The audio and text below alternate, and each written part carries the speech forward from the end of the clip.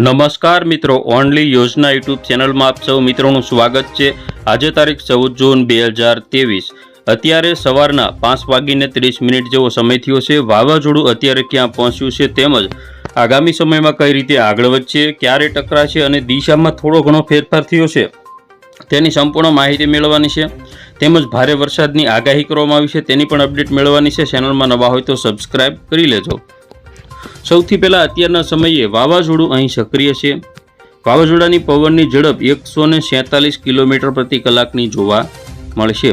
તેનું અંતર પોરબંદરથી 320 કિલોમીટર જેટલું જોવા મળે છે, જ્યારે દ્વારકાની એકદમ નજીક છે। 260 કિલોમીટરના અંતરે અત્યારે વાવાઝોડું પહોંચી ગયું છે। આગામી સમયમાં તે નલિયા આજુબાજુ ટકરાવવાનું છે। દિશાની અંદર થોડો ઘણો ફેરફાર થયો છે। કચ્છના બોર્ડર વિસ્તારોને પાર કરીને વાવાઝોડું આ રીતે આગળ જવાનું છે, એટલે મોટાભાગના વિસ્તારો ઉપરથી ખતરો ટળ્યો ગણી શકાય, પરંતુ હજુ ભારે પવન ફૂંકાવાના કારણે સાવચેતી રાખવી જરૂરી છે। જોઈએ વાવાઝોડું કઈ રીતે આગળ વધી રહ્યું છે। ધીમે ધીમે આગળ વધી અને સૌરાષ્ટ્ર કચ્છના વિસ્તારોમાં ભારે પવન પણ આજે ફૂંકાશે। આજની વાત કરીએ તો આજે કચ્છના વિસ્તારોમાં 74-75 કિલોમીટર પ્રતિ કલાકની ઝડપે પવનો ફૂંકાશે। ખાવડામાં 61, ગાંધીધામમાં 59, જામનગરમાં 62 તેમજ પોરબંદર 68, ઓખા આજુબાજુ 72, જૂનાગઢ 64, ભાવનગર આજુબાજુ 50 થી 60 તેમજ સુરત આજુબાજુ પણ 50 થી 60, અમદાવાદ 50 થી 55, મહેસાણા આજુબાજુ 47, પાલનપુર 46ની પવનની ઝડપ જોવા મળશે। હવે જોઈએ આગામી સમયની અંદર વાવાઝોડું કઈ રીતે આગળ વધી અને ટકરાય છે। 15 તારીખમાં વાવાઝોડું ટકરાવવાની પૂરેપૂરી શક્યતા રહેલી છે। વાવાઝોડું ગતિમાન બને તો વહેલા પણ ટકરાઈ શકે, તો જોઈએ સંપૂર્ણ લાઈવ અપડેટ જોતા જઈએ। 15 તારીખની અંદર વાવાઝોડું એકદમ ગુજરાતના એટલે કે કચ્છના દરિયાકાંઠે ટકરાવવાની પૂરેપૂરી તૈયારીમાં હશે, ત્યારે સવારના સમયે વાવાઝોડું ટકરાઈ શકે છે। ગુજરાતની અંદર ગઈકાલે પણ 74 કરતાં વધુ તાલુકામાં વરસાદ નોંધાયો, 25 તાલુકામાં 1 ઇંચ કરતાં વધારે વરસાદ નોંધાયો હતો, જેમાં સૂત્રાપાડામાં તેમજ વેરાવળ આજુબાજુના વિસ્તારોમાં 8 ઇંચ કરતાં પણ વધારે વરસાદ પડ્યો છે।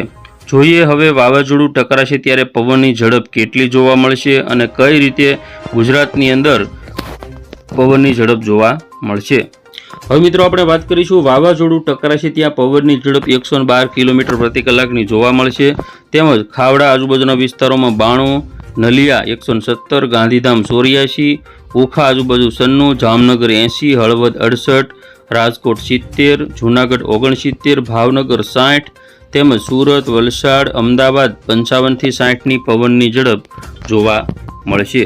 તો હવે જોઈએ સિસ્ટમ કઈ રીતે આગળ વધે છે। ગુજરાત ઉપરથી વાવાઝોડું ટકરાયા પછી આગળ કઈ રીતે વધે છે અને 16 તારીખમાં પણ કેટલાક વિસ્તારોમાં ભારેથી અતિ ભારે પવન ફૂંકાશે અને વરસાદની પણ સંભાવના રહેલી છે। વાવાઝોડું નબળું પડવાની શક્યતાઓ ગુજરાતને વટાવ્યા પછીની દેખાઈ રહી છે, જે 17 તારીખ સુધી સક્રિય રહી શકે છે। જોધપુર આજુબાજુના વિસ્તારોમાં રાજસ્થાન ઉપર તે પસાર થાય તો ત્યાં પણ પવનની ઝડપ અને વરસાદની શક્યતાઓ સૌથી વધારે જોવા મળશે।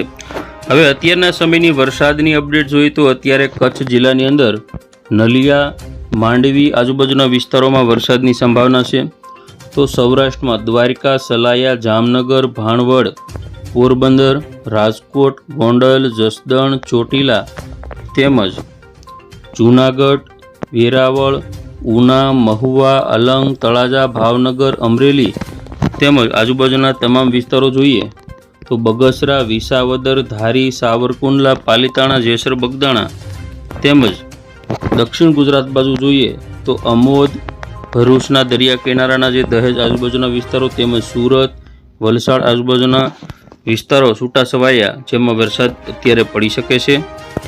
આજે બપોરના સમયની અપડેટ જોઈએ તો કચ્છ જિલ્લામાં લખપત, ખાવડા, ગાંધીધામ, નલિયા, માંડવી આ બધા વિસ્તારોમાં વરસાદ પડી શકે। સૌરાષ્ટ્રમાં પણ ઓખા છે એટલે કે જામનગર, દેવભૂમિ દ્વારકા, મોરબી, રાજકોટ, પોરબંદર, જૂનાગઢ, ગીર સોમનાથ, ભાવનગર, અમરેલી, સુરત, વલસાડ, નવસારી, ડાંગ, તાપી આ બધા વિસ્તારોમાં વરસાદની સંભાવના રહેલી છે।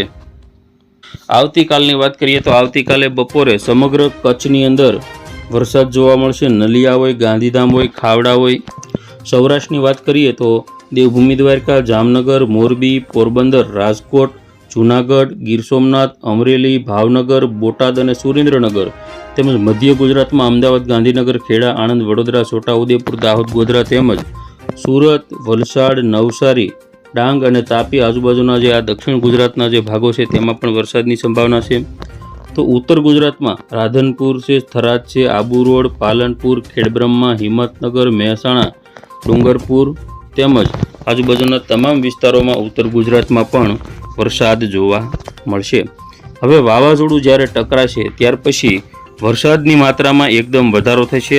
ઘણા બધા વિસ્તારોમાં અતિ ભારે વરસાદ કચ્છના વિસ્તારોમાં જોવા મળે તેવી શક્યતાઓ અત્યારે હવામાન વિભાગ દ્વારા પણ બહાર પાડવામાં આવેલી છે. તો કચ્છના વિસ્તારોની વાત કરીએ તો લખપત છે, ખાવડા છે, નલિયા છે, ભુજ છે, ગાંધીધામ, રાપર આ બધા વિસ્તારોમાં ભારેથી અતિ ભારે વરસાદ 15 તારીખે સાંજના સમયે પડી શકે છે.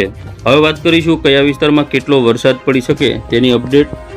નલિયામાં 99 mm, ખાવડામાં 103, ગાંધીધામ 113, ઓખા 73, જામનગર 29, સુઈગામ 140, પાલનપુર 194, મહેસાણા 67, અમદાવાદ 40, ભાવનગરમાં 5 mm, ઉનામાં 30, જૂનાગઢમાં 41, સુરતમાં 45 mm, રાજકોટમાં 15 mm વરસાદની સંભાવના રહેલી છે. તો ખેડૂત મિત્રો, આ હતી અત્યારની 5:30 વાગ્યાની લાઈવ અપડેટ. ફરી વખત મળીશું નવી અપડેટમાં. જોતા રહેજો ઓનલી યોજના યુટ્યુબ ચેનલ.